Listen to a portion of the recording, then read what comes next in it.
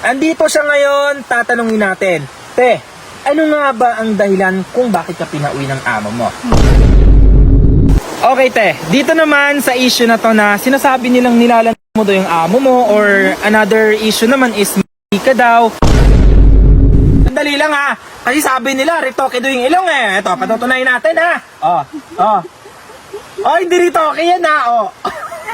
Natural talaga yung ilong niya guys. Ano ba dapat suotin pag galing sa banyo? Raincoat. Assalamualaikum guys. Today, ito na nga pinakahinihintay ko talaga, yung ma-interview ang babaeng nag-viral sa video ni Sir Kabong, OFW na binansagang maganda, pinauwi ng amo niya nang hindi man lang natapos ang kanyang kontrata. Ito siya ngayon guys. Kilalanin natin kung sino nga ba siya at ano ang katotohanan behind that viral video. Andito siya ngayon. Hello te, good afternoon! I'm so very happy to meet you in your place. Kilalanin muna natin siya and let her introduce herself to us. So, te, magsalita ka na te. Ito na, oras mo na. Hi, ako nga pala yung OFW na nag-viral sa video ni Kabong. Yes. Yung OFW na binabash nyo. Okay te, ano yung pakiramdam ngayon na sikat ka na te, na binabash ka ng mga tao dahil sa angking kagandahan, di ba? Nakakaloka yung issue na yan eh. Si Ate Fatty ay isang taga Pulumulok, South Cotabato, and guys, siya ay may anak at may asawa, may pamilya siya dito sa kanilang lugar. And ma-describe ko lang yung mga pinambabato niyo sa kanyang mga masasakit na salita at mga bad comments na nilalarawan niyo sa tao. In person life talaga is kakaiba siya. Hindi siya tulad ng mga binabato niyo, mga dinidescribe niyo sa kanya, kaya sumalan siya ganito, ganyan, kaya naman niyang pinauwi kasi dahil sa ganito, ganyan, no? Hindi natin babanggitin yon. Andito siya ngayon, tatanungin natin, te, ano nga ba ang dahilan kung bakit ka pinauwi ng amo mo? Yung sa video na nag-viral ako, hindi ko naman sinabi talaga na pinauwi ako dahil sa taglay kong ganda. Pinauwi ako ng amo ko dahil care lang siya sa akin. Ayaw niya na may mangyari sa akin na masama doon. Okay. So, te, about naman doon sa kay Kabong na nag-viral na issue, no? Ano ang masasabi mo doon sa mga bashers na sinasabi nila nakatapis ka doon ng tuwalya, lumalabas ka doon sa toilet, ng gano'n, tapos yung damit mo daw na sinusuot mo sa loob ng bahay ng amo mo is damit pang Pilipinas. Anong katotohanan nun, te? Hindi po, yun totoo. Kasi nga po, nag-post na ako sa Facebook ko na pag nagtatrabaho po ako is naka-uniform po talaga kami. Malalaking uniform po yun. Tapos nag-hijab po ako. And about naman po sa banyo na lumalabas akong nakatuwalya, ano ba dapat suotin pag galing sa banyo? Raincoat! Yun lang. Tapos, yun, feel free naman talaga po ako na nagpapalya ako galing sa banyo. Totoo talaga yun. Uy, tsaka hindi natin madideny yan. Ang kwarto kasi ng mga OFW, may separate na toilet, exclusive dun sa kwarto na yon. Kahit ako naman magtotwalya ako, kailangan naman paglabas ko ng banyo, nakaringkot agad ako.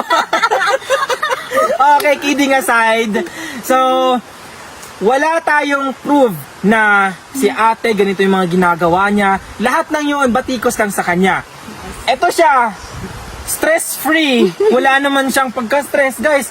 Yung ganda yung pag-uusapan talaga natin dito, wala akong masabi. Sa ganda, natural yung ganda niya. Te, sandali lang ha. Kasi sabi nila, ritoke daw yung ilong eh. Ito, patutunayan natin ha. Hindi ritoke yan ha. Natural talaga yung ilong niya, guys. Grabe. Parang ako dun nahiya naman ako sa ilong ko. Okay. Ito talaga guys, ang katotohanan talaga dito.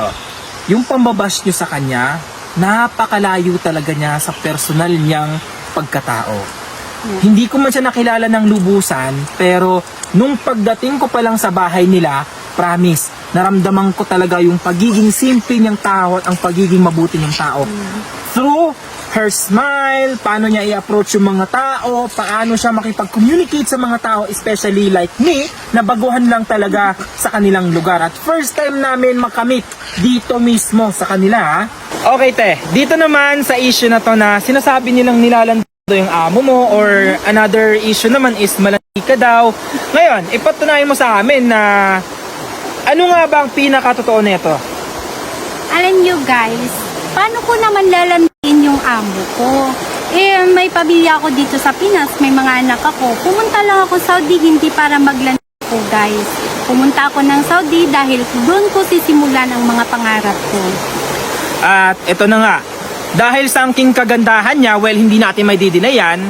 That's why her employer decides to send her back to the Philippines. So, yun yung pinaka main reason. At ito namang pambabatikos ninyo, kaya uminit yung issue ni ate girl, ni ate Fatty, dahil doon sa mga comments ninyo, napaka hindi maganda talaga, promise.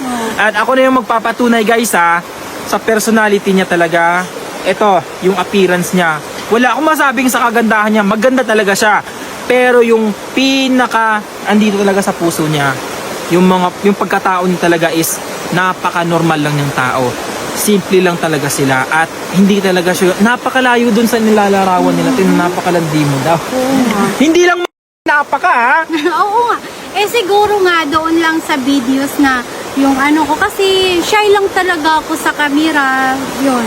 Parang ano ba, yung pag video sa akin, ano na talaga. Lutang ka dun eh. Lutang ako, wala akong kain eh. Dahil ako sa Saudi. Wala akong pera umuwi. Oh, lutang ako nun. Kaya naman pala. Pero tayo in fairness, talaga ang ganda mo, bongga. Ay, thank you. Wala akong masabi sa kagandahan ni ate girl, ni ate Fatty. Promise.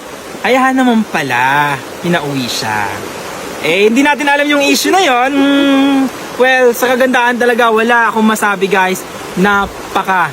Para sa akin lang to Ewan ko na lang sa inyo. Pero para sa akin talaga, maganda si ate girl. Si ate Fatty, napaganda. And guys, abangan nyo ang part 2 interview namin with ate Fatty.